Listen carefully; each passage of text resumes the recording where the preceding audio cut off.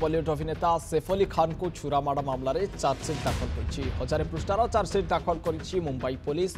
अभियुक्त शरीफुल इस्लाम को विरुद्ध में मिलता समस्त प्रमाण सह बांद्रा कोर्ट में अभियोग पत्र दाखल कर मुंबई पुलिस। चार्जसीट्रे गिरफ अभियुक्त शरीफुल इस्लाम विरुद्ध में पुलिस पाइथिबा अनेक प्रमाण रही। चार्जसीट्रे फोरेंसिक लैब रिपोर्ट उल्लेख कर अपराध स्थलू सैफ अली खान को शरीर और अभियुक्तों मिलता छुरी खंडगुड़िक समान छुरीर 3टी खंड बोली मुंबई पुलिस चार्जसीट्रे दर्शाई। तदंत समय पुलिस को मिलता अभियुक्तों बाम हाथर फिंगरप्रिंट रिपोर्ट उल्लेख कर जनवरी 16 तारिख में सैफ अली खान को ऊपर आक्रमण होता। अभियुक्त शहजाद डकायत उद्यम करुवा अभियोग अभिनेता बांद्रा स्थित बासभवन में पशि जाते। आक्रमण में सैफ अली खान गुरुतर भाव आहत होते। छातीर मेरुदंड और शरीर अन्य स्थान में आघात लगी। अभिनेता को तुरंत लीलावती हस्पिटाल को निया 5 दिन धरी चिकित्सा पर जनवरी 21 तारिख में से डिस्चार्ज होते।